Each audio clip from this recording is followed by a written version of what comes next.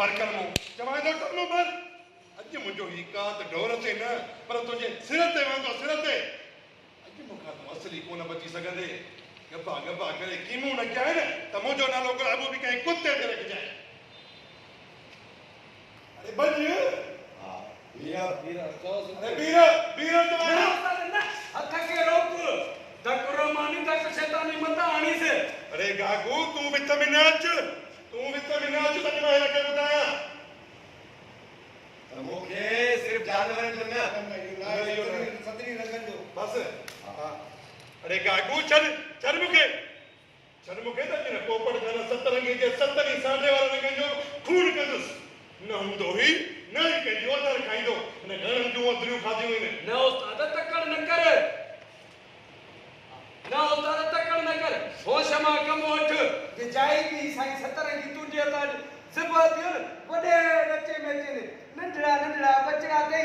पाण ते बचड़न ते राम कर न गागू चवाए तो चल मुखे त मैं के बुधाया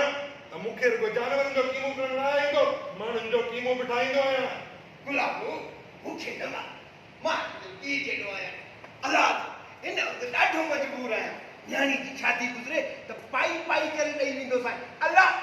ये पैसो भी मेरो के न भली मुखे कोई वन जाए वो सब न कंदुस उप आखिर क्यों दे उप ठीक है वराए उप भी न कंदुस ओ सतरंगी मुखे के डोकड़ कोन खपन तुजो सिर वजणो आ सिर मुके चढ़ त मुके एतबार कर मां कूड़ न तो आना तू थतो त थी न एडो गुस्सो छो तो करे मुंह पोपट रहती हां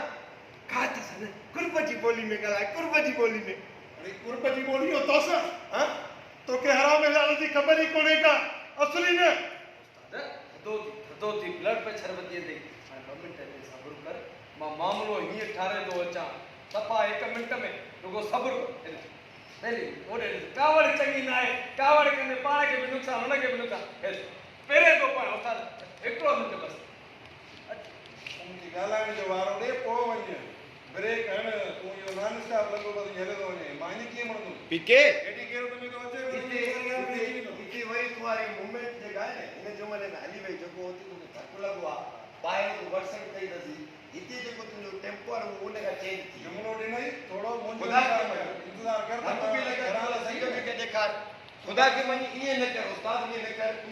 मम्मी मुंजो चवण वठ मां साईं सा गालाए को तकड़ न कर उस्ताद तकड़ न कर नंढा बच्चा खुदा के मन बी न चवे इचो दा है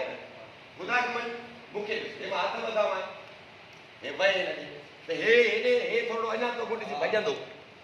थोड़ो माने धक लगवा तो केरियो आ हुआ थोड़ी वो चेहरे ते माने फेस मोमेंट देखारवा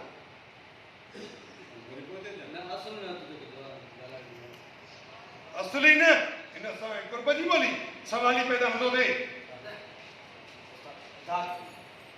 जेड़ो छदा नहीं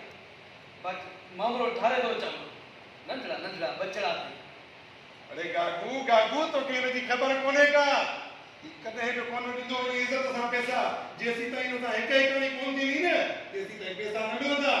दादा मामलो ठारे दो चा मुझे हथन ने दिस मुझे हथन पेरे अरे ई साल में कोन सुधरियो हाने पैसा दी ठीक आ गलाए दिसा तो वन बी साईं सतरंगी बी जे उस्ताद जी सजी जो सजी उधर हिमल मोटाए दी न तो शामत तारे बुधाए दी थो अल्लाह सो मुझो पी भी दींदो थोड़ी मोहलत जे विच में मां नहीं तो साईं बाकी उस्ताद जी सजी जो सजी उधर हिमल मोटाए दी न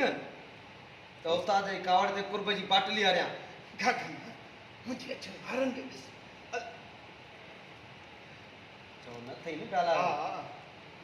मुंजा